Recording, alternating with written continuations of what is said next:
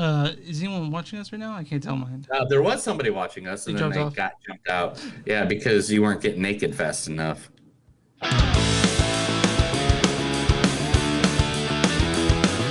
It's a show by Chris and Neil with all great movies. They are the real deal. We watch them all, so you don't have to. It's movies that don't suck and some that do.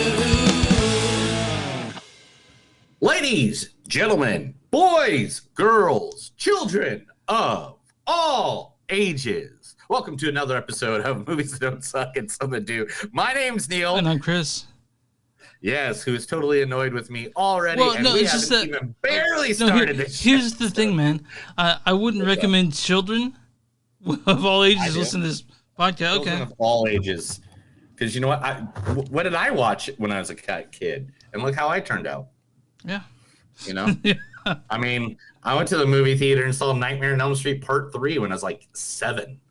And so look how good I turned out. You're saying they can be almost 41 years old on a podcast? 41 years working in radio. Yeah. But hey, I have my own house. Mm-hmm. You know, yeah. I have 2 cars. Yeah. I have a dog. I have a lovely wife that loves me more than anything in the way. And I made it to the age of 41 in 2 days. Yeah. So Okay. So I'm old. So we have movies that we're talking about today. What's the first thing we're talking about? We're talking about movies. Mm-hmm. That's what we do the podcast on. That's the predication of the podcast. Oh yeah, Cass. Yeah. Fuck, I forgot we did movie podcast this day. Okay. All right, the first movie that we were talking about first stars one of the most famous actors given to us from the Star Wars universe, the one and only Oscar Isaac. The big deal? The Saber Masurka is the most important day in a young man's life. It's what makes you an Addams. It's the day your entire family gathers around you and passes judgment on your worth as a human being. I hear it's like Thanksgiving. From the Addams Family plays Gomez from that movie, and you said the new one's coming out. Yeah, the animated one, which we actually gave a lot of good. We gave a lot of good praise. It was fun. The second one's coming out at the end of this month, right? Yeah, it's coming out like in 14 days or something like that. Cool. Then co-starring in this movie with him is the wonderful, the beautiful, always funny, makes me laugh. There's so many times I thought I was going to need surgery from all the times my gut has burst from laughter from her. The one, the only Tiffany Haddish. She's like, Tiffany, have you celebrated this year? I was like, what do you mean have I celebrated? Did you celebrate? Celebrate what, bitch? What are you talking about? Tiffany. You was the very first African-American female stand-up comedian to host SNL, and you won an Emmy for that. You won an Emmy for it. Did you celebrate? Did you celebrate, Tiffany? I said, no, I went to my next job trying to get an Emmy for that motherfucker. I love Tiffany Haddish. All right, and then from Real Ready Player One and the X-Men universe, the one, only Ty Sheridan. You see, Warren Robinette was proud of the adventure. He wanted people to know who was behind it. That's why he created the first digital Easter egg. And to find it, you didn't even have to win. You just had to blindly play, searching around in rooms for an invisible dot. You took the dot back to the main screen, and that's when you found the first Easter egg ever put in a video game. The creator's name. Yeah. I had to give that. I had to do that one because it's the first Easter egg. All right, and then also in this movie that we're going to be reviewing, the one, the only. He's so nice you could say his name 15 times, and I love it every time. Mr. William Dafoe. Willem Dafoe. Oh man, I have a whole story about that if you want to hear it. But it's William. Okay. Now they're staring at 6 men with guns drawn. It was a fucking ambush. This was a fucking bomb dropping on Beaver Cleaverville. For a few seconds, this place was Armageddon. There was a firefight! One of my favorite scenes with Mr. William Dafoe. He actually used to pronounce his name differently because his family pronounced it differently, and he had to change it because people would call him David. So he goes by Willem or William?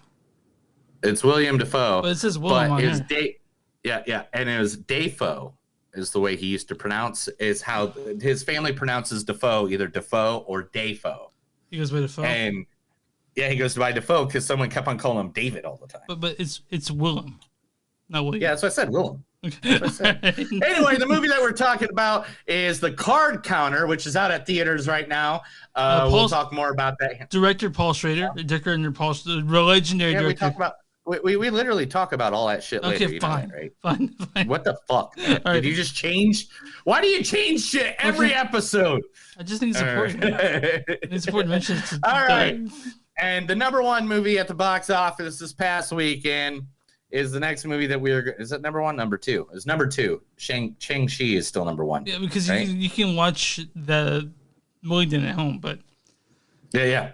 So Malignant featuring Annabelle Wallace. Computer? Hello. Hello? Among many sentient beings, laughter is both healing and meaningful. 20th century Earth comedians such as Buster Keaton or Charlie Chaplin are communal unifiers without the burden of language. Buster Keaton? Also known as the Great Stone Face. yeah, she plays Zora in that Star Trek show, right? Yeah, she plays Star Trek Discovery. She plays the voice of the computer, Zora. The reason I did that was because all the other clips I pulled for her, even Peaky Blinders, she did such a hard accent that I could not understand a fucking word she said. And that is nothing against her. I loved her in Peaky Blinders. I thought she did such a great job in that show. Also, Maddie am I going to say Hassan? Yeah. Hassan. I only wear Maddie labels. Hassan. I only wear labels, and since I live in Virginia, of course I couldn't find a dress good enough for my party. So I told Daddy we had to go to Paris. I'm all about couture. Look at these twinsies! Mother, you look like a whore. Yeah, that's from God Bless America. Yeah, by Bobcat. Bobcat Goldthwait, yeah. Bobby. Oh, God, I love Bobcat. I love that movie, too. That was a great movie, which is great because it was a movie that was making fun of reality television when it wasn't as big as it is today. With Bill Murray's brother as the main yeah. Oh, gosh, such a good movie. And, all right, and then next in this movie, who's the other person? Susanna. Susanna Thompson. I'm a mother. I have a son, Oliver. Daughter. Her name is Thea. She's just a teenager. Please don't take me from my children. They've lost their father. They can't lose me too. Please, whoever you are, please. Yeah. That's from Arrow, right? Yeah, that's where she played Maura Queen, who is the mother of Oliver Queen, the Arrow himself. She was a big part of that. She's also in a bunch of other stuff, but let's be honest, the Arrow started a whole fucking universe of TV shows. So to be at the forefront of that. It's also starred George Young as Kikoa Shaw, who is basically just Keanu Reeves. And they got Nicole Brianna White, who's basically just Wanda Sykes. Yeah. Oh my God. That's why I didn't want to play those two. I'm glad you pointed it out. We'll talk about that later. Okay. Chris, where can they find us at every time they want to find us? Real quick, do we say this movie is Malignant? We said it once, right? I thought you said it at the beginning, and that's why I just continued on. Okay. Malignant. Malignant. Yeah. Find us online. Card Counter, Malignant, that's the movies we're covering. Chris, tell them where they can find us every single time in the entire world. You can find us online, moviesdon'tsuck.net. We're on Facebook.com. It's facebook.com/Movies Don't Suck Podcast. We're on Twitter at NTS Podcast. We're on Instagram at NTS Podcast. We have patreon.com/Movies Don't Suck. We can get, if you want shirts with our names on it, go ahead and go to bonfire.com and search your name, and you'll be able to find all kinds of shirts. Neil crushed came with his hands. And we're also on all streaming platforms. Watch us on Twitch. Subscribe to us on YouTube. Watch Facebook and like that page. And who's our sponsor today? Our sponsor today is the 5-Star Dive Bar. Yes, the 5-Star Dive Bar is located at 526 South Main Street, Elkhart, Indiana, 46516. Now, a dive bar in its truest sense, is a place where you can walk in as a stranger or regular Patreon and feel equally at home. The atmosphere is casual. Other than no shirt, no shoes, no service, there is no dress code. You can wear a suit or you can wear a sleeveless t-shirt and be equally welcome. The closest thing to a uniform the employees have is a t-shirt with the bar's name on it. In reality, a dive bar isn't dirty or scary. The employees have all of their teeth, and other than the occasional mullet, they look like everyone else. Above all, dive bars are unpretentious and welcoming. Stop by and see for yourself at the 5-Star Dive Bar. It's in an old theater. Nice. That used to play live bands all the time. And they play live bands and live music. They have stand-up and all that stuff. They're in downtown Elkhart. It's the city I was actually born in. Is Elkhart, Indiana, where that's the hospital I was born in. Right. And it's just on the block from where my parents live, and they took us there after we had a horrendous incident at a Mexican restaurant, and where the food was so terrible, like we just said "fuck you guys" and walked out. Well, it's like Indiana, we walked dude. out. It's Indiana. Don't ever make fun of my state again. I Can you talk about Texas for 5 seconds? You want me to go into Texas? Well, I'm just saying. Do you want me to talk about all the things Texas has done wrong in the past 4 weeks alone? They have the best Mexican. At least my state doesn't make national news every week. I know what I'm saying. I'm just saying, dude. Mexican food. You're gonna find the best in Texas. There's so many Hispanics in northern Indiana, dude. It's where all the RVs, trailers, and homes are made. That's like one of the big job markets in the entire United States. Well, I didn't say. I'm just saying that Texas has the best Mexican food. No, that's not true. Oh. Not by far. Yeah, especially with all the white people and conservatives. Wait, hold on. Hold on. Are you saying that Indiana has better Mexican food than fucking Texas? No, Oklahoma does, because Oklahoma is where real cowboys are from. Anyway, let's move on. All right, move on. Because here they treat people equally. Anyway. Really? You want to talk about Oklahoma and conservative? Okay, all right. Well, moving on.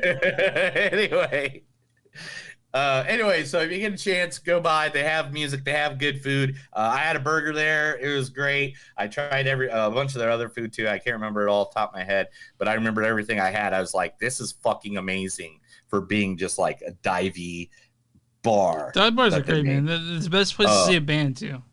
You know? Yeah.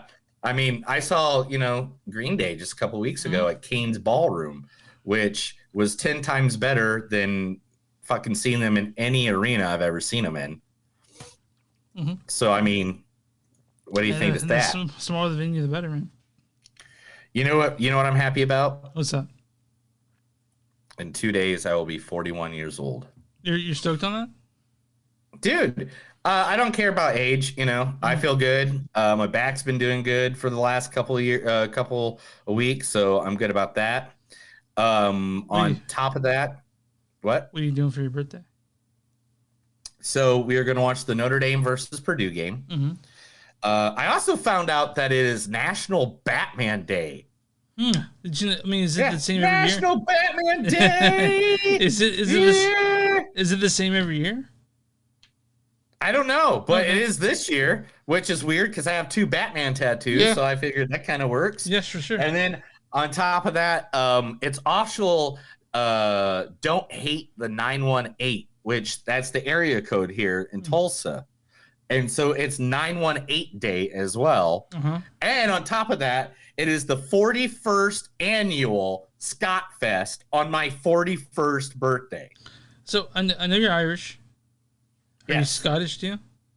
No, I'm Irish, dude. So it's Scott Irish Fest, dude. So they're gonna have it's both. Okay, so you're gonna have beer. You're gonna have they're gonna have beer and then they're gonna have a bunch of good old they got like Scotland games, where they throw the logs. Do they have haggis? Oh, I hope. Oh my God. That's some good shit. That is some good stuff. There's nothing better than eating some good haggis. Are you looking forward to hearing bagpipes too everywhere? I love the bagpipes. Oh, I love me some bagpipes. Don't you love the bagpipes? Not really, but I don't hate it. I can name. Can you name 4 rock songs that have bagpipes in them? Tell me. Korn shoots and ladder. Long way to the top if you want to rock and roll. I forgot him now. I already been. Sorry, drinking. man. Put you on the spot. Fault. Sorry, yeah. Yeah, I kind of put me on the spot. Matt said Korn. Your face is on the spot. So Ergtoth said that Korn. Korn. I said Korn. Yeah, shoots and ladder. Yeah. Shoots and ladder. That was Korn. Then it's a long way to the top if you want to rock and roll. AC/DC. I know. I have them on. I have State of Massachusetts. Ship Me Up to Boston. I'm sure there's plenty of Dropkick Murphys and Flogging Molly. Yeah. Flogging Molly songs I could probably go through if I could just think for half a second, but I really can't. My comments on a daily. Yeah, because we got like a 20 minutes delay between what we say here and where it shows up everywhere else. Oh yeah, we totally know it's on a delay, man. We know that. We touch you in our no spots, and it's great. It's awesome, and man, I can't wait. We need to talk about these movies because I can't wait to actually get to the news tonight because there's some like crazy fucking news that went on in the last discussions. We have discussions about it. All right. We have some stuff to talk about, bro, and it's gonna be nuts. So the Card Counter, directed by Paul Schrader. You guys know Paul Schrader because he's been around for fucking ever. He wrote 4 movies for Scorsese, those being Taxi Driver, Raging Bull, Last Temptation of Christ, and there's one other one. Yeah, and wasn't he the piano player for David Letterman? You know, Paul Scheer? No, I'm sorry. Schaefer. Yeah, okay, my bad. I'm sorry. I thought he also did a movie from 2017 that I really like called First Reformed. Yeah, did you remember that with Ethan Hawke? I fucking love that movie. No. You ever seen it? No. Oh, sorry. No. Well, you should. I've been telling everyone to go see. The Last Temptation of Christ. That's a great with movie. Willem, by the way. Oh my God. If Paul Schrader makes a movie, you can get a pretty good chance that Willem Dafoe will be in it. So he wrote and directed this. He's been around forever. Also stars the amazing Oscar Isaac as William Tell. The big deal? The Saber Masurka is the most important day in a young man's life. Also, Tiffany Haddish as Lolinda. She's like, Tiffany, have you celebrated this year? I was like, what do you mean have I celebrated? Did you celebrate?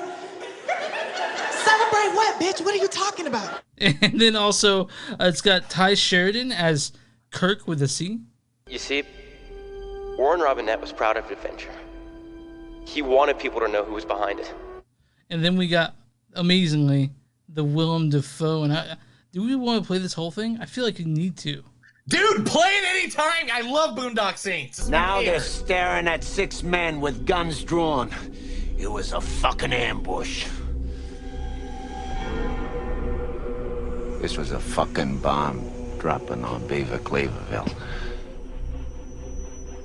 For a few seconds, this place was Armageddon. There was a firefight! Okay. I love William Dafoe. William Dafoe in Boondock Saints. Boondock Saints is literally one of my favorite movies of all time. I have seen that thing. He's the best thing about that movie, right? That is the only. There's 3 movies in my world I think I've seen more than any movie in the world, and I think it's Star Wars: Return of the Jedi, Batman '89, and Boondock Saints are the 3 top movie, and I could watch them right after each other. Like I could rewind the VHS after I was done watching it and push play again. Read the storyline for the Card Counter. The Card Counter, yes. Let's read. Holy shit, that's a big story. Yeah, All right. The film, written and directed by Schrader, follows William Tell, a gambler and former serviceman who sets out to reform a young man seeking revenge on a mutual enemy from their past. Tell just wants to play cards. His Spartan existence on the casino trail is shattered when he is approached by Kirk with a C, a vulnerable and angry young man seeking help to execute his plan for revenge on a retired military major. Tell sees a chance at redemption through the relationship with Kirk, gaining backing from mysterious gambling financier Lolinda. Tell takes Kirk with him on the road, going from casino to casino, until an unlikely trio set their sights on winning the World Series of Poker in Las Vegas. But keeping Kirk on the straight and narrow proves impossible, dragging Tell back into the darkness of his past. So this storyline does a horrible job of saying what it really is about. No. And this is why it does a horrible job. Because this movie is 2 fucking movies. It is not a coherent one movie. It is not. I love the acting in this movie. I love the actors playing off of each other in this movie. But I really have to tell you this, and I feel this from the bottom of my fucking heart. This was 2 different movies, and they didn't give me enough of one of the movies, and they gave me way too much of the other movie. You know what I'm talking about? I didn't get that. I did, but I know. One biggest complaint. Are you ready for this? If you're in a movie about cards and gambling, you better show me what the fuckers are winning and losing with. I don't want to. Oh, that guy lost, he left. Oh, that guy lost, he left. Oh, that guy won. Must have had some good cards. But I don't think it was. I don't think it's a gambling movie though. This isn't Hard Eights or anything. I don't think that's what it's really about. You can't give the name of a movie the card counter and not give me what the fucking cards are about. I know you wanted exciting. They gave okay, and this is the reason why it pissed me off was because at the beginning of the movie, slight spoiler, not really, whatever. They give you a full explanation about one card game, a full explanation Texas Hold'em. On even. Yeah. No. It was blackjack. Okay, gotcha. Yeah, and they even show you the dude's method in blackjack. But then when it came to poker, they're like, "Hey, fuck it, you guys probably know what poker is, right? You know what's going on, right? It was just like they cared more about the blackjack playing and nothing about the poker playing, even though the poker playing was actually a big part of the fucking movie. And I don't like it. I don't want you to put that in the background when it's an actual. The poker is a character. It is part of the environment. And you can't just be like, hey, me and Chris one day, we stopped doing this podcast because me and Chris got in a big fight over a board game. Yeah, we got a big fight over a board game. And that's the end of it. We don't tell anybody the board game. We don't even tell anybody what happened in the fight of the board game. We don't even tell anybody. I do understand your problem, but I just did like this. That didn't bother me at all, honestly. Well, yeah, I know, because that's not what you're looking for in this movie, and that's what I was looking for after you give me a movie called The Motherfucking Card Counter. Well, I was looking for goddamn Rounders Part 2. Well, I saw Paul Schrader and I was on board. So here's my biggest gripe with this movie.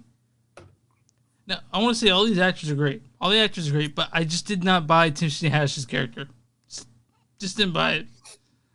Yeah, and the fact, I get that. But I did get the chemistry between them, like between everyone. I got the chemistry. But I didn't buy Tiffany Haddish. I thought she was a weird character. I just thought one, she was one-dimensional, not very fleshed out. And even then when they explained her background, I still didn't get a sense of who she is. I got a sense of Ty Sheridan, Kirk with the C. I got a sense of Oscar Isaac but I didn't get a sense of... and those two characters together, Oscar Isaac and Ty Sheridan, like the chemistry between Oscar Isaac being the mentor and Ty Sheridan being the follower. I want to mention this point near the end of the movie. I don't want to give it away, but people gasped in the theater. Like, were they really? Yeah. And I was like, I don't gasp. I'm like, damn. This is my biggest problem with this movie. There are so many things they could have showed us at so many parts of this fucking movie. Wait, they stopped at the prison to visit someone? Who the fuck is he visiting? Yeah. And that's my thing. And that's what I'm trying to say is that, one, I just realized neither one of my notebooks are next to me, but I'll grab them in a second. Okay. But I had to buy a second notebook for this movie because I forgot my notebook at home and I was 30 minutes away. Anyway, so the problem is there's so many times in this movie that the writer, director, the same guy, I guess. Writer tour, the legendary Paul Schrader. Yeah. So Paul, this is to you, Paul. Yeah. But by the way, if you listen to this, he will go on social media and fuck you up. Bits of information we didn't need to know. Yeah. You know, there's information like you don't need to know he's visiting a prison. You don't need to know what's going on in that back room. You don't need to know what the cards are being played on the table. You don't need to know. No, he's a very old school filmmaker, and that everything that's in the movie has to propel the story forward in some way. I'm not that. I like a bunch of. But the three things we're talking about are all things that push the story forward. Who's at the jail? No, I'm not. There's a jail, and it's in Leavenworth, which is like 10 miles from your house. I'm not saying that's a good thing at all. I love movies that have decorations. Honestly, like when it's just lines that have nothing to do with the movie. Like most of Pulp Fiction. That's probably one of my favorite movies, dude. There's a bunch of dialogue in there that has really nothing to do with the plot, just funny shit. And this one didn't really... fuck that. Go back and look at the Easter eggs of that movie. Okay. All those lines have something. Okay, fine. But anyway, continue. But yeah, Card Counter, I enjoyed it. And it's not near as long as it's an hour and 50 minutes, right? So, and you don't have to stay for the whole thing. Once the credits roll, it's the same thing, same shot over and over. Because I waited. But I did see this in the theater yesterday, and there were fuckers that were talking to me next to me, and it was like four like MMA looking dudes, so I'm not gonna fuck with them. But I did look over and I was like, like that. You know who could fuck with them? You? Oh, Batman. Yeah, sure. Anyway. Dude, I was so furious yesterday. I was just like, man, I really wish people that talked in theaters got fined. I really wish. I wish that if they saw you talking or in the theater, kicked out of the theater. I wish it was like Alamo, man. I miss Alamo. It was 4 dudes, man. I'm not gonna fuck with 4 dudes. There was a whole row of people 2 rows down from me, and that was it. Besides me, and they were like the most rude. One person was texting. One person picked up a phone call at one point. One person was just like, "What's going on in this? I don't get that." Like, it was just. There was a dude in the same row that I was in, and he moved, right? Like he moved and went to a different row. I'm like, man. And so I did the same thing. I got up and I moved. I couldn't find a good seat, so I just went back to my seat. Where it was the best seat I had in the house. I was like, fuck. Like, there's no better seat that I can get away from. Every seat's a good seat as long as I don't have to sit next to some talking motherfuckers. But I got what they were trying to do with this movie. I got it. I got the idea. I got the overall idea. I just don't think this will be liked by your average viewer. Oh, not at all, man. This is not a movie for... No, this is not your average viewer movie. Yeah. I mean, I'm glad we didn't do a Netflix version of John Wick Part 2. Kate? Yeah, I'm glad we didn't do that one because I watched that one too. Oh yeah. Yeah. And that was right now. Oh yeah. It was not a home run. So the reasons, the things I did like about the movie, I love Oscar Isaac's character. I think he's great. I think he was deep. Oh, dude, he was the best Joaquin Phoenix I've ever seen. I think he's better than Joaquin Phoenix in a lot of movies in this thing. But I mean, let's be honest. Did he not feel like he was Joaquin Phoenix the entire movie? He felt like the Joaquin Phoenix from The Master, but better. Yeah, exactly. That's exactly what I was gonna say. Yeah. Tiffany Haddish played a character I didn't really buy, but I like Tiffany Haddish, so good for her. I like Tiffany Haddish. Her relationship between her and Oscar Isaac was cool. That was good. I just didn't believe the character she was playing, and that's not her fault. I believe that's more the writing. Yeah, but because you didn't see more of it. But there was chemistry between those two. I could tell. Yeah. And I think she's. Ty Sheridan. I have a problem with his puffy face, but whatever. I'm not gonna talk about his looks. I don't really like him that much, man. Ty Sheridan? No? Did you just say you're upset about his puffy face? Yeah, he has a puffy face going on with him every single time. I can't see his eyes ever. I hate to see what you say about me or Jeff or any one of your friends when we're not around. I love Neil, man, but God, his third chin. No, I never. No, dude, I had no issues with any of my friends. I'm just Tasha had Schrader's like squinty eyes all the time. I'm like, this fucker, but his character was fine, you know.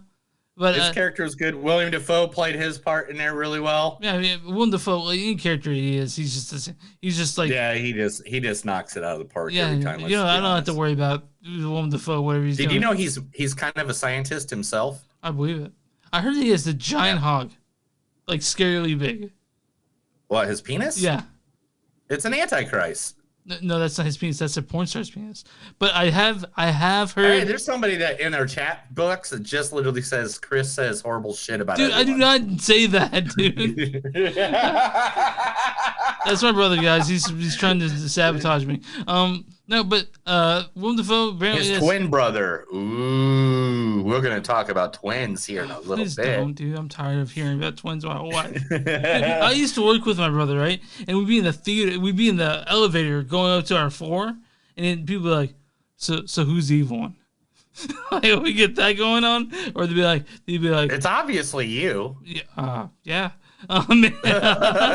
Your brother's nice. I mean, if not, you wouldn't be able to, you know, got that beautiful wife you got because she likes evil, and you guys are together and evil. I let my brother live with me for 10 months.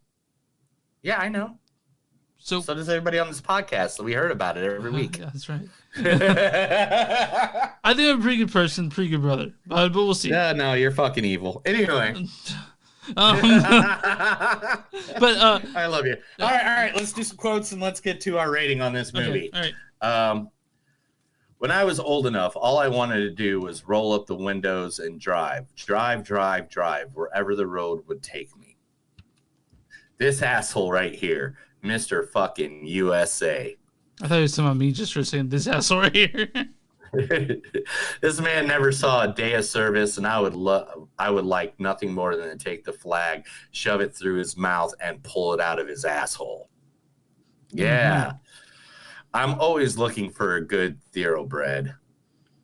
The apples weren't bad. The barrel they came from was bad.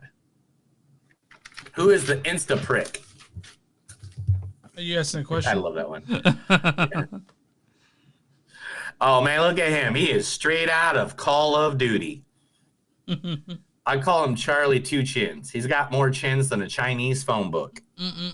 That's his fucking I can't believe she said a joke that I heard like in the 1980s. Yeah, I've heard that. Yeah, I've heard that like in like shits from the 80s. Because they wouldn't say that now because they're not fucked up to say something like that, you know? In poker, the river can instantly turn anyone into a winner. Is it? You're a poker player? Yeah, dude. I used to play a lot of competitions. I don't really know how to play poker. I'm single. I'm very bad at it. I do. I'm fucking good. I usually got top 3 when I was in anything. Because I when are we going to go to Vegas, dude? Oh, dude, I don't have Vegas money. You can just come here to Oklahoma and we'll drive down the block and fucking hit like 10 casinos, dude. Oh, do you want Vegas? Have you never been to Vegas? Is that why? I've been there I only spent one night in Vegas. I'd like to spend at least 3. Yeah, dude. We should do Guys Weekend in Vegas. Shit, dude. Okay. We'll talk about this after the We're planning that shit. All right, okay. All right. If you're listening to us on the podcast and you're a dude and want to go on the Guys Weekend in Vegas and know anybody, let us know, man. We'll be more than happy to jump you with us. And believe me, I work in radio and he works at a different job I can't talk about online because it's against the law. But whoa. Anyway. I'm pretty sure it's not legal. But hit us up, man. We're doing a Guy Vegas trip now. That's fucking it. We're doing it. I'm doing it. All right. Hey, how did it go in Leavenworth? I just had to put that in there because you're only a couple miles from Leavenworth. That's true. Sounds true. Did you ever see a city lit up at night? I saw a city all on fire one night. God damn, that was the same thing. That's such a good line, by the way. Such a good line. The nerves on you, your toes, your fingers, the tip of your dick. I don't like celebrity gambling. I like anonymous gambling. I did all this just for you. The feeling of forgiveness, the feeling of forgiving another and forgiving yourself is the same. And that's it. That's what I got. Okay, so what's your score on this? Well, no, I'll go first. How about that? Yeah, you go first in this one. Mine's a 3.7. Like you said, it was a little incoherent. It's not my favorite Paul Schrader movie, but the performance by Oscar Isaac is he's so good in this, so good, and I can't get past that. But it has like themes of redemption, of themes of redemption, themes of downfall, and sort of like it's a revenge movie, And that's not giving anything away. It's a revenge movie, and it's sort of Oscar Isaac is the focal point of this movie, And because of his acting and everything like that, I'm going to give this much higher than what I was going to give it. I'll give it a 3.6. Okay. But to me, there was a lot of things, and even though you say they're not important, me as a movie watcher think they're important. Yeah. Like, who's the guy in the jail? What were the hands people were winning? And why were people losing? If you added that little bit of slight excitement to the movie, just that little bit, I believe this could easily been like at least a 3.8, 3.9 for me. But like, I'm with you on that, like that. But I think people who know Paul Schrader's movies would have been sort of like, what's the best way to say this? There is scenes that I wanted more information about. And I'm not going to say maybe they're in like Guantanamo Bay or anything like that, but yeah, they were. And Abu Ghraib. Yeah, so wherever they were at. Anyway, still, I wanted more info and stuff like that. The cinematography in this movie was awesome, especially in those scenes. Yeah, the fish islands. Where they did the double. Yeah, the fish where islands. They did the double. Yeah, it was really cool, but I don't know, man. I feel like it missed the mark on some places. But so that's our score, 1 out of 5. Now let me try and guess. Okay, start with the audience. 48%. You're really, really close. 46. 46? Yeah. Damn, off by 2%. Okay, so what is the critic score on Rotten Tomatoes? But first-time listeners, we always after our score, we guess the Rotten Tomatoes score for the audience and the critics. I do at least because I don't look at Rotten Tomatoes ever. I don't believe in it. Here you are guessing though. Yeah. I try to guess. Okay. Man, the critics are gonna say something stupid like 98% or something like that. What are you saying? What are you guessing? I'm guessing like 95%. Let's go that. 86, so not that close. I thought it'd be like way up there. Yeah, it's still close. It's still fresh. Double. It's still fresh. So the critics' consensus is led by Oscar Isaac's gripping performance. The card counter adds another weighty chapter to Paul Schrader's long inquiry into man's moral responsibility. If you want to see a good Paul Schrader movie, that's just Paul Schrader directing and writing, go see First Reformed. I think it's free on Amazon Prime. I'm not sure, but I love First Reformed. I think you would too. Anyway, yeah, get her done. Yeah, let's go to news. All right. That's not new. Fuck. Sorry, I gotta go back. Stop hating Defoe. Yeah. I can go back to Defoe if you want. No, okay. Just do it. Now it's time for Movies Don't Suck and Something News, where I read stuff from the internet Chris hasn't read all week because he's Amish and lives in a barn. I'm busy working all week, so. I work all week too, motherfucker. I work 8 hours a day. Sometimes I work 16 hours a day. Well, let's just go. Let's go. Lick each other's buttholes. So yeah. I guess so. Asshole. What are you talking about? All right. You have a big story. You want to get that later? Or you want to start with a small one? Oh, I'll get to everything, and it's in the order I want it to be. Okay. First, do you like the song "Send Me an Angel"? Yeah. Send me an angel. Yeah. Do you like montages of BMX bikes dancing? By the way, I'm a child of the 80s, so of course I do. This year, RAD is celebrating its 35th anniversary. Do you remember RAD? No. Tell me about RAD. RAD was a BMX movie about a kid that was a poor guy and he didn't have a sponsor. His girlfriend there's a girl that was a BMX sponsored girl who was played by Aunt Becky from Full House. Laura, the one that got busted for sending her kid to college. Yeah. Oh, yeah, her. Yeah. But because it's his 35th anniversary, they are now re-releasing it into the theaters. So that will happen for Fathom Events. So go to the website for participating dates.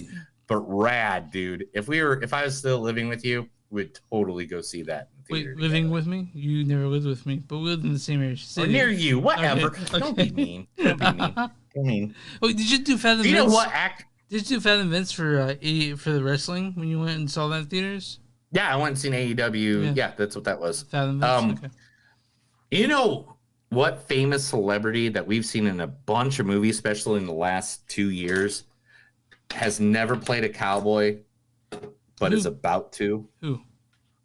Well, man, his name is like Nicolas Cage. Oh, Nick Cage playing a cowboy? I'm surprised he hasn't played one. Nicolas Cage is starring his first Western ever called The Old Way, marking the first time in his decade-long career the actor will be in a traditional Western.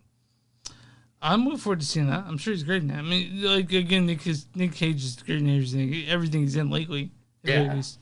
And this is a storyline. He will be playing Colton Briggs, a gunslinger turned general store manager who lives a quiet life with his family. When a band of outlaws murders his wife, Briggs saddles up once again to seek vengeance along his 12-year-old daughter. The law to express actress gratitude for being able to play in a new game genre for over 40 years of his career. Can't wait to see that, dude. He's gonna be so good in it. He's gonna be so good. Dude. I mean, there's pictures, and man, it looks good. He looks beat up. He's got a beard. Of course. You ever heard of Paul Thomas Anderson? I know who PTA is, dude. He's one of my favorite directors. His new movie coming out is going to be called Licorice Pizza. Dude, that's a record store in Los Angeles. Oh, really? Yeah. It began filming in August of 2020, starting an A-list cast with the likes of Bradley Cooper, Maya Rudolph, Ben Stiller, and others. So he stuck his wife in the movie because he's married to Maya Rudolph. Yeah. The story of a high school student becoming an actor in the 1970s after befriending a famous Hollywood director. I can't wait, dude. I love BTS. Yeah, I'm down. Yeah. I'm down. Yeah, I mean, what more of any of that do I need? Yeah. It's named Licorice Pizza and all that stuff. HBO Max Hold on. Did they give it the release date for it yet? No, they're filming it, dude. Okay. I don't know what more you fucking want for that shit. All right. I give you the information I know. Okay, I never doubt you. I never hold back on the info. Okay, fair enough. We saw PTA's last movie, right? Phantom Thread. Mm-hmm. Yeah. I remember we watched that movie. This one's better. I remember when you watched that movie, you're like, that movie was fucked up. That's what you said. That movie was fucked up and sucked. Anyway. Hey. HBO Max has already greenlit a spinoff to the movie The Batman, starring Robert Pattinson. The spinoff will be a series based all around Colin Farrell's Penguin. Oh, Penguin. Or as and they come and say Pingling. What? Do you hear that? Don't pick on the Cumberbatch. Don't pick on the Cumberbatch. I'm a Cumberbatch too. I mean, I'm a Cumberbatch as well, but it's very funny. But it will attract. Yeah, it's already. But the movie, I guess, is already getting good reviews, and HBO Max has already signed off on a Penguin. Like, I think they're doing a whole Batman universe because they're also doing Batgirl already. They're talking about doing Catwoman. They're talking about doing a Joker series. I mean, you're excited for this one, aren't you? The Batman. I'm excited anytime Batman is mentioned anywhere. And I give it the full energy of my love and respect. I go in there with high hopes, and it's them that keep on fucking crushing it, not me. All right? When's the last time you weren't crushed by a Batman movie?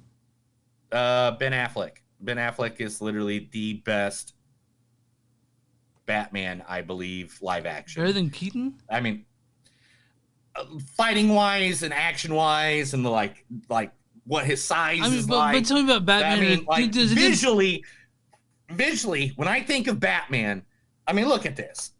Does that look like Michael fucking Keaton? No, Michael Keaton's slimmer than that. Okay, I got you. Yeah. But that's what I picture, as a looking like a. So, but before we get too Batman, personality wise, before we get too Batman, I want to ask you this real quick, and then we'll move on from Batman because you talked too much about Batman on you this think podcast. We're moving on from Batman? Yeah. You have no idea the next two stories I got coming up. But listen, who's your favorite Batman besides Ben Affleck? Like, if you had to go through all the Batmans that ever existed, you want me to go through? You want me to list them? Just the top 3. How about that? Top 3 Batman. No, I can list them all. All right, fine. I have them in my head, dude. I get asked start from the bottom and go to the top. The worst to the best? Yeah. All right, worst, Christian Bale. Okay. George Clooney. Okay. Then after that would be Val Kilmer. Mm-hmm. Then after that would be Adam West. Mm-hmm. Then it's wait, you thought Val Kilmer was worse than Adam West? Man. No, I said Val Kilmer's better than Adam West. Okay, fine. You told me to go the opposite way. Okay. Here, okay. Let me go the true way. I know the true way. Okay. Here. It's Ben Affleck as Batman because he did the best, like he just physically looked the best. All right. Michael Keaton is the best acting wise as Batman. Vocally, Kevin Conroy out of the park every fucking day of the week.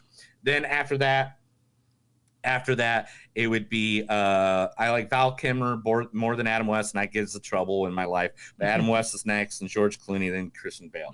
And if you want to go, the guy who's playing him in Titans is doing a good job too as well. What about who knows? If you're lucky, Robert Pattinson might be number 1.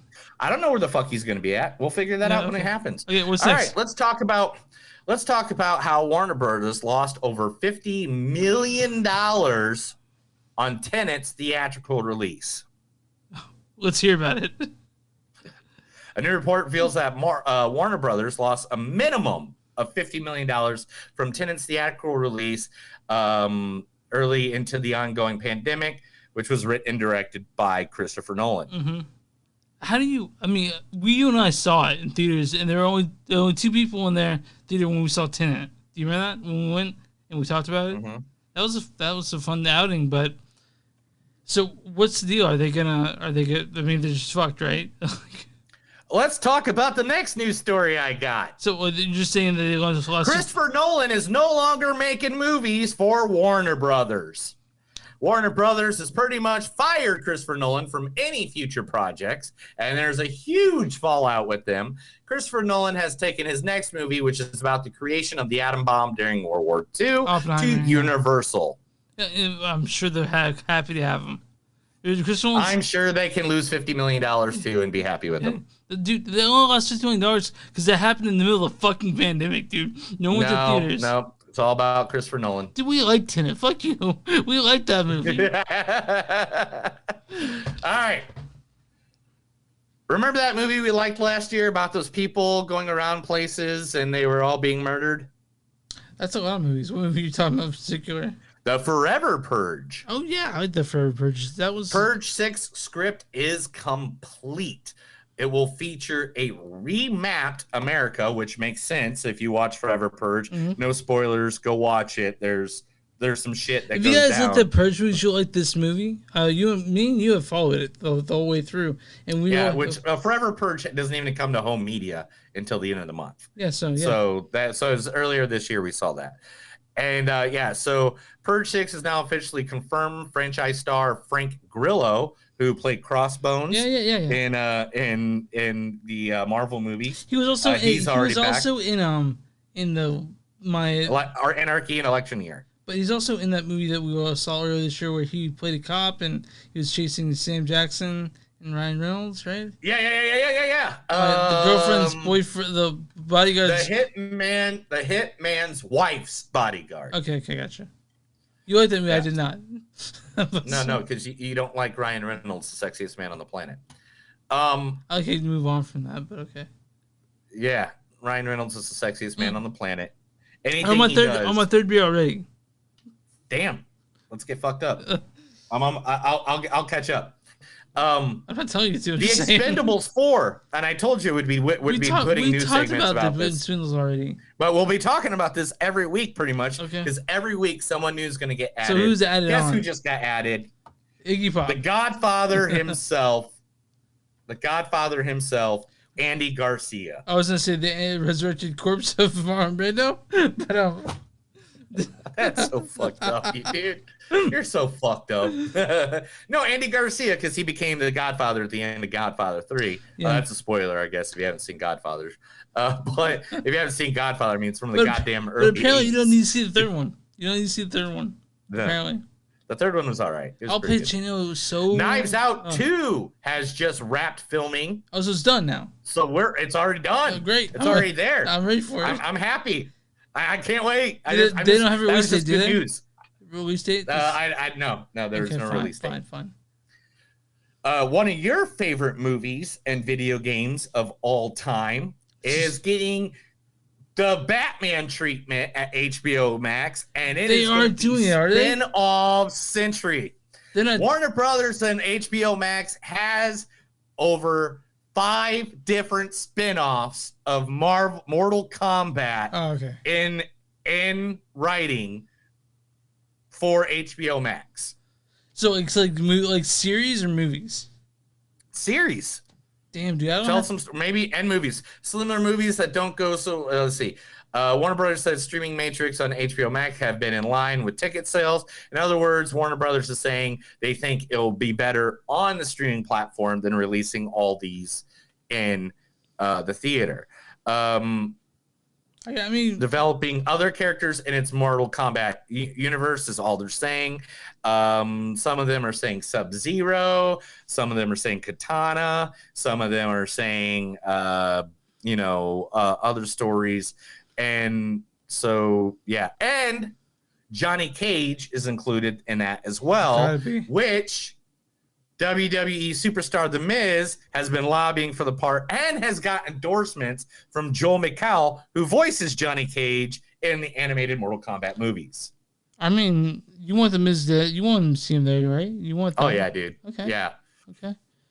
I mean, literally, you know what his theme song is? He walks, before he comes out, it's like, it's a Hollywood Boulevard sign and a helicopter, like his screen is a helicopter going across LA and Hollywood. And then all of a sudden it goes, I'm awesome. I came to play. Like, that's his theme song, dude. Like, literally, yeah, he is Johnny Cage. If you do not, it's just like a known. Remember Eraser?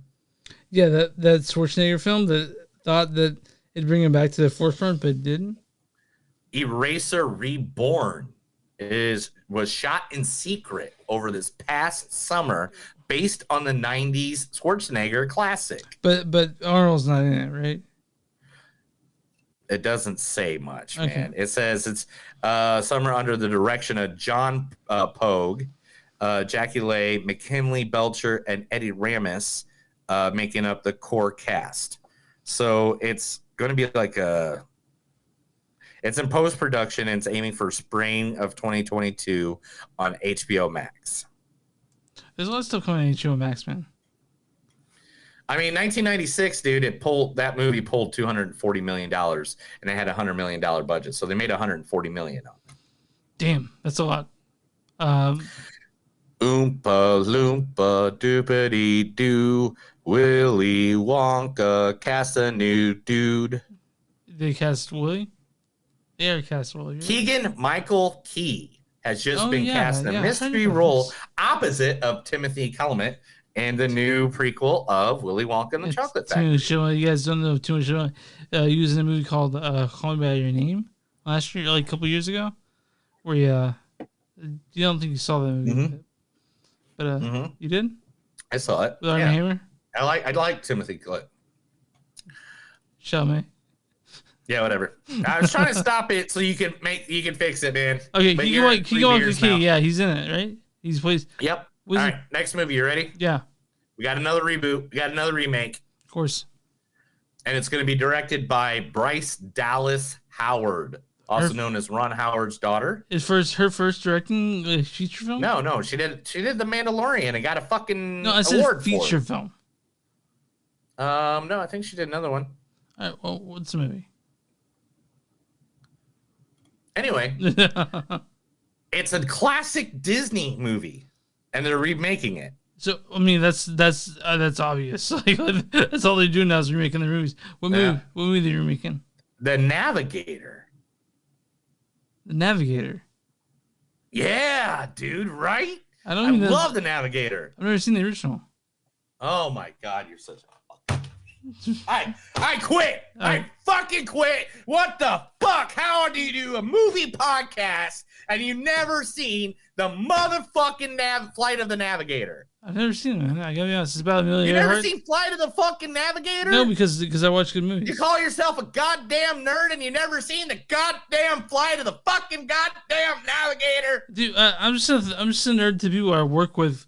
1986 film, right? Okay. Starring Joey Kramer, Sarah Jessica Parker's in that. Okay. You know, yeah. Paul Rubens, fucking Baby Herman's in it. I guess I have to. He does the voice. He does the voice of the. I have to do that. I have to see this then, huh? Okay. This movie is classic. It's about a kid that finds a spaceship, dude. Okay. It's cool. And Max Headroom's part of it. Pee Wee Herman's a part of it. Like, there's so many 80s shit that gets thrown in there. But it is a really, really good movie. Classic. I'll go find it on Disney Plus later on tonight. I used to have it in clamshell. I used to have the clamshell VHS of it. Yeah. Okay. Yeah. All right. Next, another remake. All right, let's see if you can guess that remake from the song I sing to you. Ready? And You're making The Bodyguard? Remaking The Bodyguard?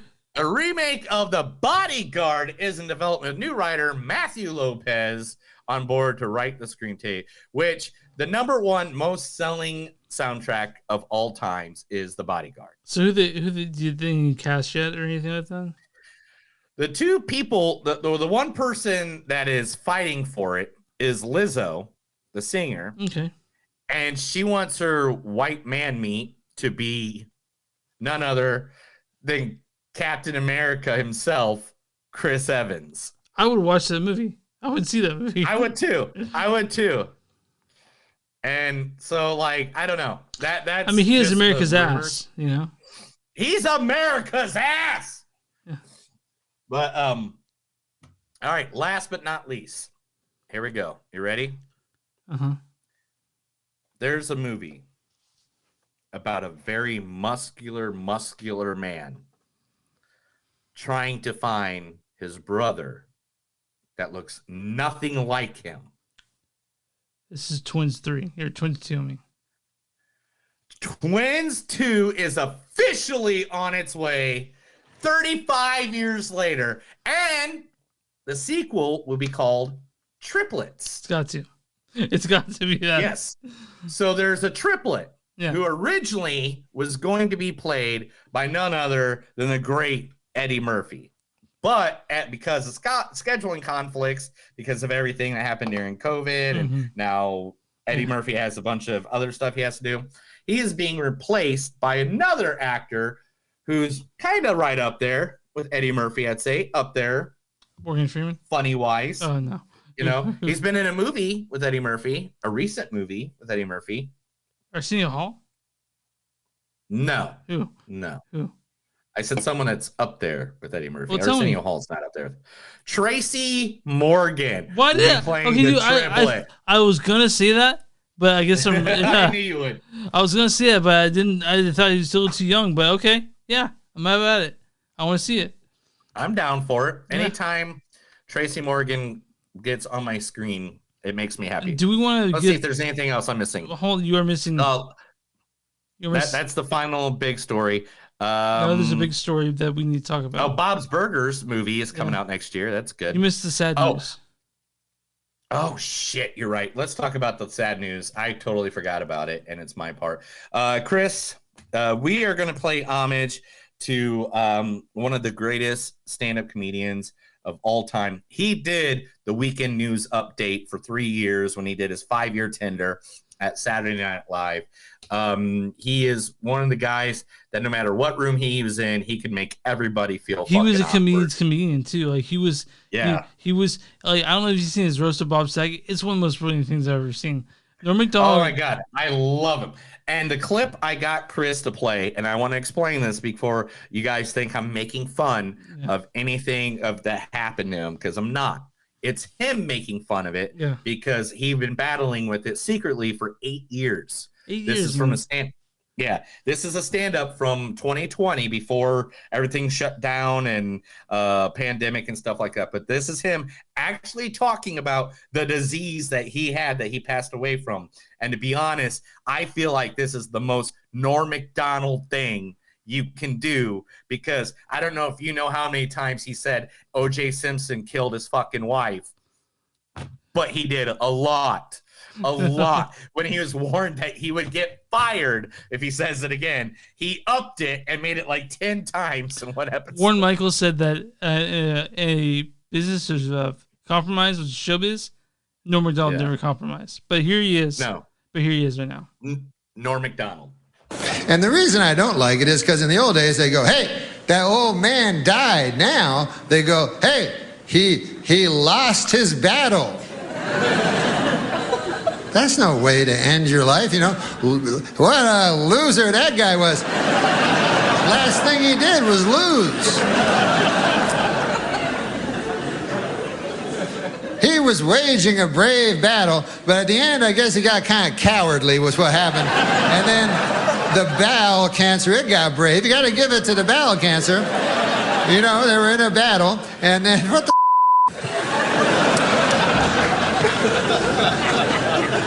And I'm pretty sure, I'm not a doctor, but I'm pretty sure if the cancer dies, I mean, if you die, the cancer also dies at exactly the same time. So that, to me, is not a loss, that's a draw. That's a, you know what I mean? It's not like the cancer's going to jump up and go, Uncle Bert's wife. Where is he? I won fair and square. Is this where he works? Hi, name's Cancer. How are you? Where do I... You just throw me to my cubicle. Bowel. First name's Bowel. So rest in peace, Norm. Rest in peace, Norm. This whole week I've been watching his appearances on talk shows. He's so good. It's just, oh my God. I to be honest, even before he passed away, I'm a Norm Macdonald fan because I just love how awkward he makes everybody feel in a room, and he does it on purpose. It is his cherry, it is his craft. Everybody, Norm Macdonald, you just never knew what he was going to do, but the thing is, you loved it. Like, it wasn't like out of line where he was purposely making fun of a race or anything like that, or he was being politically incorrect in a way where it was still funny if you got it. If not, if you didn't get it, then you just weren't in on the joke. So rest in power. Norm will miss you for sure. Yeah, and that's the end of the news segment. Let's get to the final movie, man. Now they're oh, that's not it. Sorry. Stop playing Round and Foul. That's Movies That Don't Suck and Something to Do. My name's Neil. I'm Chris. And remember, we both love Norm, and Norm loves us. One more time to Norm. Oh, yeah, let's take a drink. Cheers, if you got a beer, to Norm. All right, last movie. Our last movie is Malignant, directed by James Wan. You guys know James Wan? The first movie he directed was Saw. Oh, man, Saw. I saw it. We saw it. I saw it on opening weekend. Did you see Saw on opening weekend? Yes, I did. I saw the first 4 Saws on opening weekend. Okay. He also directed Insidious, Fury 7, The Conjuring. I saw Insidious on its first opening weekend. I saw Conjuring on its first opening weekend. Conjuring 2. I saw Aquaman on its opening weekend. I saw Fast and Furious on its opening weekend. There's pretty much not a movie this motherfucker has not made that I was not there on opening weekend. Did you see The Nun where you wrote The Nun? Yeah, I saw The Nun opening weekend. Well, yeah. you know the stories, but he wrote the story with hold on, let me go back to this. By the way, this is James Wan's first return to directing horror since The Conjuring 2. So yeah, and right now he's filming Aquaman and the Lost Kingdom. Great. He wrote the story with his wife Ingrid Bisu and Kaylee Cooper, and this stars Annabelle Wallace. Oh, hold on. Hello. Hello? Among many sentient beings, laughter is both healing and meaningful. Also, this stars Susanna Thompson. I'm a mother. As Jean. I'm a mother. I have a son, Oliver. And this also stars Maddie Hasten as Sydney Lake. I only wear labels, and since I live in Virginia, of course I couldn't find a dress good enough for my party. It's good enough. And so, that's you do know I set these up, man. Yeah, do you not see it? Do you not see the patterns now? I stopped it though at the right time. I know. You're getting good at it. You're getting better at that. Well, okay, Dude, I applaud you. This storyline is fucking it's so long. Oh my fucking god, bro! So holy shit. Okay, no, I'm not doing that. I'm not doing it. The top one? I'll just do the top one. Okay. Madison is paralyzed by shocking visions of grisly murders, and her torment worsens as she discovers that these waking dreams are in fact terrifying realities. We're not gonna get the whole way for half of. Yeah, we're not gonna get the whole fucking movie by that storyline, dude. That gives the whole fucking movie away. I know. And I don't want to do that because this movie is awesome. But you don't know what it's about secrets, man. Okay, so I gotta tell you, I was not on board until the last act when the twist was real. Like, okay, now I'm in. So this when the twist came out, and then the twist after the twist, and then the twist after the twist after the twist. Oh my god, so many fucking twists in this fucking movie. And it is cheesy, creepy horror, done correctly. So James Wan is usually the king of the jump scare. I didn't see any jump scares in this movie, but and I don't care. It was gory as fuck, and I knew that when I saw him, like, you like that part, you like that part, you like that part. I've watched it 3 times. The funny thing is, when I'm watching movies with my wife, I was watching this downstairs in the basement. I go, Neil, like that part. I go, Neil, like that part. Like, I was able to pinpoint the what you like because this movie is gory as fuck. Like, right away. It's not only gory, but it tells like a really dark story. And it's just like very dark. And they try to give you little light bits here and there, like a little. They try to like make it up in like some little. They have a little humor in there and stuff like that. But at the same time, it is cheesy horror. It is. I'm not gonna try to play it like this is not cheesy horror. This is cheesy horror. There's the bad guy, the Antimus, their version of Freddy, their version of Jason, their version of Michael Myers, whatever you want to say. There's the spooky boogeyman character, and then it just unfolds the story of that boogeyman character. I never saw this coming. The twist in this, the big one, I could no. Yeah, right? Not 100. I could not have given you $1,000. Just so you guys know, Neil is the king of figuring out twists. He could have not seen this coming. It's fucking nuts. It is nuts. I had a totally different idea. I had a different idea. And me and my wife were watching this together. And she fell asleep like 30 minutes left of the movie. Okay. Yeah, I mean, she works all day, you know. Okay, yeah, I got you. Yeah, you know. Yeah. And believe me, she was enjoying it too, and she went back and watched it the next morning. You know, because I stay up till like 2:00 in the morning, and she goes to bed at like 9:00. Yeah. But she wakes up at like 5 a.m., 6 a.m. in the morning, and before she goes to work, she'll catch up on the things that we watched the night before. Yeah.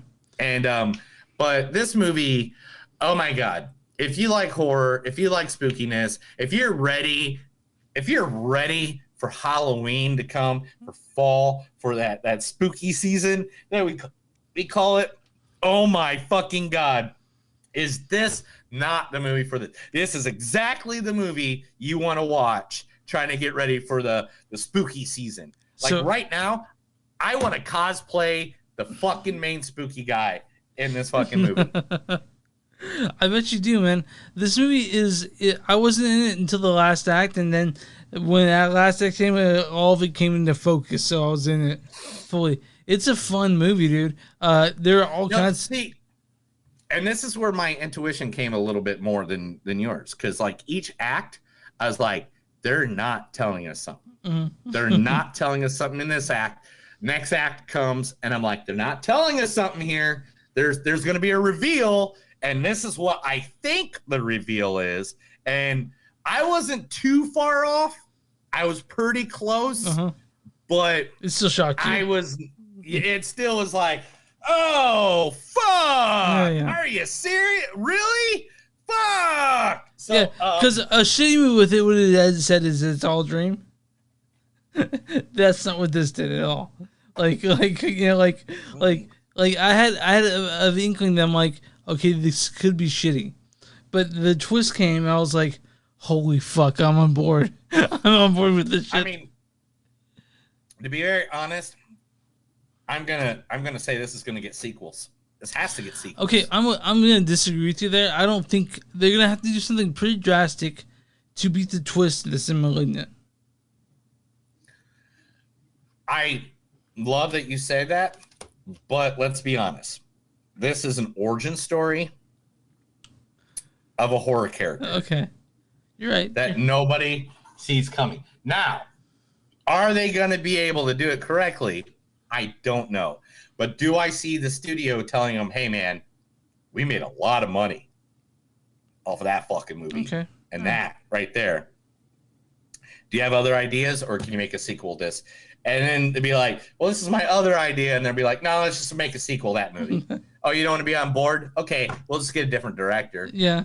I mean, because I feel like for example, James Wan, I read an article about this earlier. James Wan said that he wouldn't rule out the idea of a sequel, but he wrote it as a standalone movie. But again, Saw was a standalone movie as well. You know? Exactly. That's what I'm saying. So, but he was just a director, so he wasn't the writer. So, writer and director, story release. Oh, was he one of the writers? He was one of the writers. Yeah, because there's two writers for Saw. I remember that. Yeah. But to be 100% honest, I don't care. Either way, this movie will be the test of time. This will be a Rosemary's Baby. Dude, this will be an Exorcist. I saw the previews, and then I watched the movie. I had no idea what was coming, and when it came, my socks were literally across the room. They blew them off. Yeah, it was like there's so many different. I mean, so basically, all right. Well, let's talk about the things we can talk about without ruining the movie. One, visuals in this movie are fucking ridiculous. The cinematography of this film is horror movie classic. They were like, James Wan was like, give me money. They're like, okay. You know, like, give me money. Okay. Here's some money, James Wan. Go make up the movie. Yeah. So I mean, they didn't skimp. There's gore in it. There's great visual effects, and man, like I mean, I knew they couldn't afford Chicane Reeves, so they just hired George Young. They couldn't afford Wanda Sykes, so they just hired Nicole Brianna White. But they were great as the cops in this, right? Right. Oh my gosh. Yes. And the lady who played the psychic. Oh yeah. Not the psychic, but the psychologist. I'm sorry about that. I said the wrong word. Psychologist. Jacqueline McKenzie played Dr. Florence Weaver. Yeah. Was great. The sister who played opposite, who played Sydney, Madison and Sydney. Yeah. They played great opposite of each other. Yeah. The mom did a great job. The cops, though, were just so dumb. Like, they're so dumb. And I really think they hired the one lady because I think they were trying to get someone to look like Wanda Sykes. Yeah. And like for a minute, I was just like, I don't know, man. I don't know. Like at the beginning, at the beginning, I was like, I think they're trying to be something. And then when it got to the point where I was like, no, there's something they are. Never mind. Fuck me and my thoughts. And the guy was basically you're gonna kind of be a little iffy on it. The guy was basically Keanu Reeves, right? Kiko Shaw, or I'm sorry, George Young. Who played or like a dumbed down Keanu Reeves. Let's not. I mean, he's not near as attractive still, but he's up there. He's a cute guy. I guess the best way to put it. But no, everyone in this movie did their part, and Madison, or the Annabelle also played Madison. Hey man, yeah, she's great. She's great. Yeah, right out the park, dude. And I mean, this movie was made like 2 years ago too. Mm-hmm. This was supposed to be released last August in theaters. In theaters. Yeah, I mean, it was still released in theaters. You guys want to see it in theaters, but it's on HBO Max.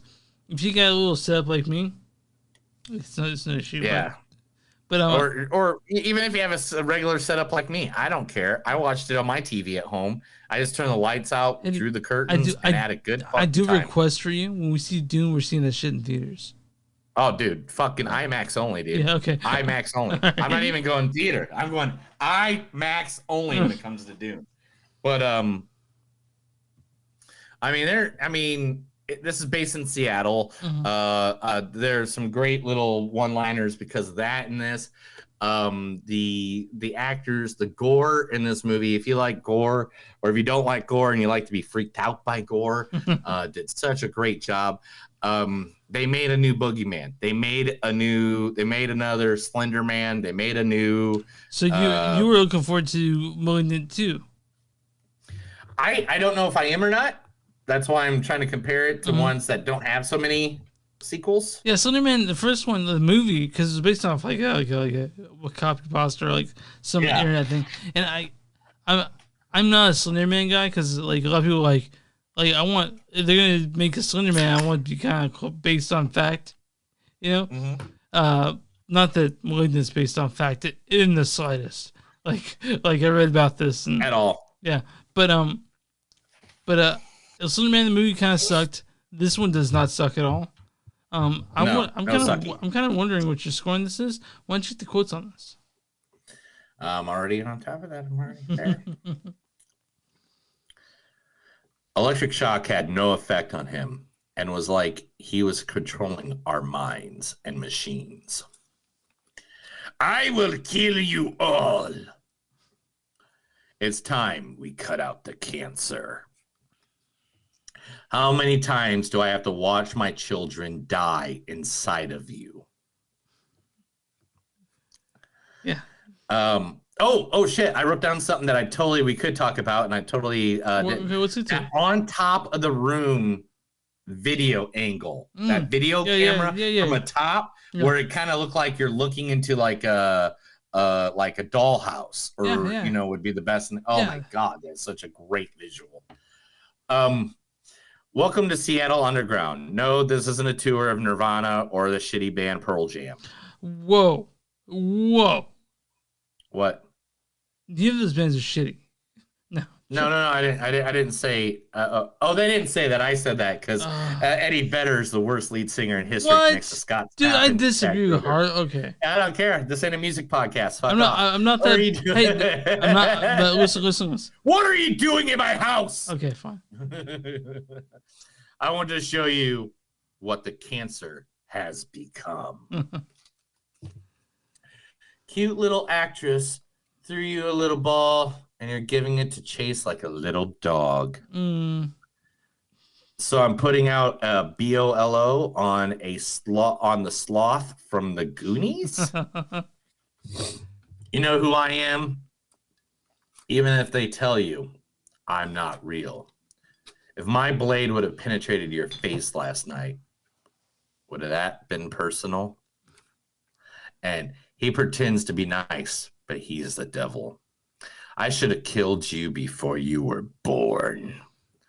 Blood or not, you will always be my sister, and I will always love you. And that's the end. What's your score? That's all I got. Dude, man, you're going to make fun of me, and you're going to say, oh, this is better than that, and it's better than this, and it's better than that. It's 4.2, man. This is one of the best fucking little horror movies I have seen in quite a while. And I don't see nothing anything against. You go ahead. Sorry. Yeah, and I don't, and not anything against the horror movies we've seen in the before, where I've given it a lower rating than this, but this was just, it had an original twist to it. Mm-hmm. You know what I'm saying? It kind of had an original twist to it, and I mean, I know people think Conjuring's good, and Insidious. I think this is James Wan's best work. Okay. My score is a 4. Yeah. It's definitely the best. I don't see a horror movie getting this weird the rest of this year, you know? Yeah. We're going to see a ton of them. We're going to see some of them, especially now between now and Halloween. We're going to probably watch horror films. I'm sure. I know Halloween Kills comes out. I do. I know you know what? excited. That might knock it out of the fucking park. Who knows? Who knows? You're excited. Who knows? You're excited for Halloween Kills. Yeah, I'm excited. Dude, I see your I'm face when you mention it, and I know that you're excited about Halloween Kills. There are a couple other horror films, and I'm sure we'll be watching plenty of them between now and Halloween. Because this movie, I think this movie has a special place in you, because it kicked off Halloween season for you, right? Like, you're going to be trying to watch a horror movie several times a week after this movie. Stop rubbing my nipples. After I was done watching this movie, as soon as I was done watching this movie, I watched Hellraiser. Oh, yeah? Okay. And as soon as Hellraiser was done, I watched Nightmare on Elm Street Part 3. Oh, you're excited, dude. Dream Warriors. I was just like, yeah! It's got me in the mood! Welcome to primetime, bitch. It's Halloween, motherfuckers! So, we're on Rotten Tomatoes now, dude. What is the audience score from Rotten Tomatoes? Excuse me, shit. No matter what I say, it's going to disappoint me. 85. 53%. Fuck! There is an audience says line on this. And it says, love it or hate it, and there isn't much in between. Malignant is one horror movie that takes risks and is willing to get weird. And it got weird. And I like weird. Knowing you, I think you loved the twist, and I know you did. But there are people out there. Dude, I fucking loved the twist. Okay, there are people out there that really only like horror films like The Witch, which I love The Witch, one of my favorite movies, but I also love fucking bonkers fucking movies. You know, crazy movies. Yeah, and I want it to be weird. I want it to give me something more than just a guy killing people and you got to kill him at the end. Dude, that's the ending is, I laughed out loud. I'm sure you did too. I was like, I did. I woke my wife up. Okay. Because she felt, like I said, she fell asleep. What do you think the critics gave this one? Oh, they're gonna disappoint me. 74. Your close, 76. Yeah, see, I knew they're gonna disappoint. It's fresh though. It's fresh. So it's fresh. Whoopie fucking do. It should be a 90. This thing should at least be a 90. Critics' consensus is, although Malignant isn't particularly scary, director James Wan return to horror contains plenty of gory thrills and a memorably bonkers twist. James Wan, fucking you surprised me, man. Like I cannot take that twist out of my head, dude. And everyone that's asked if they should watch it, I'm like, if anything, for the twist. You know, like it's I know you think there should be sequels. I don't know if there should be, but I do think this movie is well worth watching. You won't find anything this crazy the rest of this year. I guarantee it. You know? I mean, I don't know if I guarantee it because I don't know what's coming out. Right. You know what I'm saying? I got an idea of what's coming out, but let's be honest, there might be some movies, because there are some movies that like slowly go under the radar, and then we pick them up like a week or two later. We're like, where the fuck was that movie, and why did we miss that? I know some people are probably watching this. Why didn't you talk about Kate? Why didn't you talk about Sweet Girl?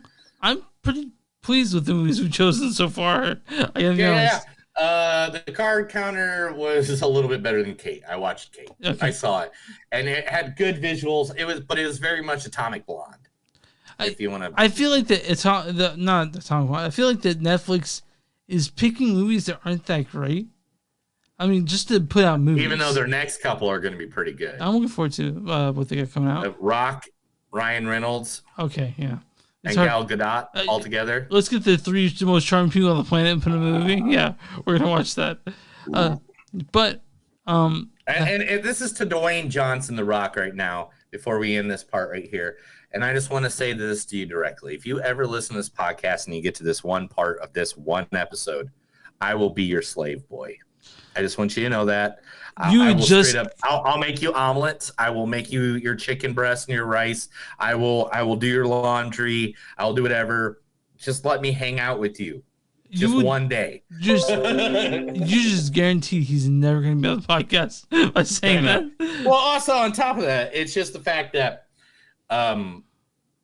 most people think because we admire them or because we give them props on something like this, on this kind of platform, that we're the kind of people that we like, oh my God, oh, you're the Rock. Oh my God. Yeah. And the thing is, though, in person, I am totally the fucking opposite. Yeah, you're pretty cool. I'm like, I just come up to him and be like, hey, so I like the shit you did. That's good. I like your movies. I like your thing. I like your wrestling stuff. So how's your day going? Yeah.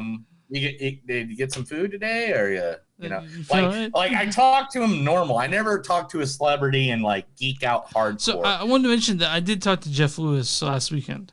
Again for the third time, and I was totally cool. The whole it was really fun to talk to someone I greatly admire, and he was. And that's the thing, when you do an interview with someone that you really admire, you can't do the geek out, dude. Yeah, I do the geek. And I learned that as a young kid because I met people I met Andre the Giant when I was 6. I met so many celebrities when I was young that I was just like, they don't like that. Yeah, we get a chance. If you go up to him and we get a chance to listen to the episode of Record Night where I talked to Jeffrey Lewis. We had a great conversation. I've never listened to Record Night. I'm not going to lie to you. And it's nothing against you. I just never really have a lot of time to listen to podcasts. Yeah. Because usually I have to have a TV on doing what I'm doing or whatever. But I will actually do that. For you, I will do that. Okay. My birthday gift to you. Okay. So next week, what are we watching? I got 2. So once we're doing Thai. We gotta do the Baker, man. Yeah, Isaac Tammy Faye Baker. Yeah, Isaac Tammy Faye. Especially since where I work. Yeah. Yes, we gotta do Isaac Tammy Faye. You and I grew up in the South. Of course, we knew who Tammy Faye Baker is. So the Isaac Tammy Faye we're watching. I got a lot more on that, man. I met her. I can't wait. And then we're also. I got some stories. And then we're also doing Cry Macho. Are we doing Cry Macho? Okay, you can veto that one if you want. No, I'm not going to veto. I'm not used to it. Okay. They're both at the theater. That's just the thing. But Cry Macho's on HBO Max, by the way. Oh, cool. Never mind. I love it. Yeah. Okay, yeah, done. So Cry Macho. Oh, you know what? What? Earlier when I was like, hey, I can't even show it to you. Damn it. Now they're staring at 6 men with guns drawn. It was a fucking... Okay, sorry. I mean, that would make I'm gonna show you. The coaster I set my beer on every fucking week is a Batman outfit. It's an outfit of Batman. Why can't you show it to me? Because it's stuck to the table. Sorry. It's been on here for like a year. Okay. And it's like, I was trying to pull it up. I have no nails right now because I just cut all my nails. Man, we're just bandering. I really need to get over to the house where everybody's at. Or maybe they're going over birthday plans. So next week, Cry Macho, the Isaac Tammy Faye, and you can find us on moviesdon'tsuck.net. We're on Twitter, Facebook. Sorry. We find us on movies. Fuck. Are you 4 beers in now? 3, but you know me. Facebook.com / do you need me to do this? I got this. Okay? I got this. Facebook.com / Movies Don't Suck podcast. We're on Twitter editing this podcast. Think about that hard cock. We're on Instagram editing this podcast and William Dafoe's cock. Yes, I'm thinking about it. We're on Patreon.com / Movies Don't Suck. If you guys go ahead and be our Patreon, we'll give you extra stuff, I'm sure. If you're on, if you want shirts with Neil's wearing a shirt from Bonfire right now, it's bonfire.com. And you search any Movies Don't Suck and something to do. If you're watching us on YouTube, go and subscribe. If you're watching us on Twitter, go and on Facebook, go on that page. And we're all stream platforms. Hey. Guess what? What? It's my birthday week, right? Yeah. shut the fuck up. Who cares? Okay. Small businesses, if you want to find us anywhere. You can find us anywhere. Small businesses, if you got a small business, get a hold of us. We'll be more than happy to promote your shit for free. Every promotion you hear at the beginning of the podcast is 100% free.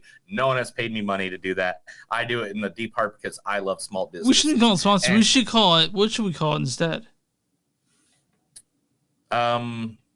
People like, I don't know. You come up with something. I can't think of anything right now. So like this is a serious question before we do the ending and all that stuff. Mm-hmm. So what'd you get me for my birthday? You never send me a list. I can't get you a Switch though. Sorry, pal.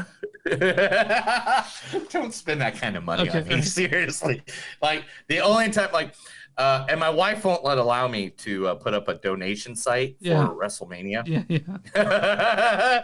She's like, don't be a greedy asshole. And I was like, I'm not greedy. We don't have money. Like, we don't. Like, when's WrestleMania again? April 3rd. Do you want to see if I can get you a place to stay? In Dallas? With my mom. Want me? With my mom? You want me to stay with your parents while I'm in Dallas partying all weekend long? Maybe not. You're right. Yeah. Let's clarify this statement because it's only a 4-hour drive for me, bro. It's the same distance to Kansas City as now I'm thinking about it. It's probably a bad idea. Okay. No, because what do you think I'm going to be doing all weekend long? Drinking, drugs, and watching WrestleMania.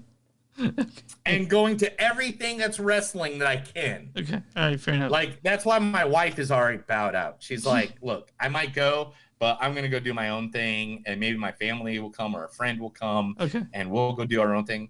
And I was like, that's cool. I understand that because going to wrestling events with me, that's a lot. Yeah. Okay. Well, this weekend, have fun at Scott's Fest. And I can't wait for it, dude. I can't wait for our Christmas episode. Nice. I can't wait for that, dude. Let's finish this episode and we'll talk a little bit. Okay. That's another episode of Movies That Don't Suck and Something to Do. My name's Neil. And I'm Chris. And remember, when you're 3 beers in and you're trying to do a podcast, remember, don't try to count cards because you'll just end up a little Malignant in the end. Have a good night.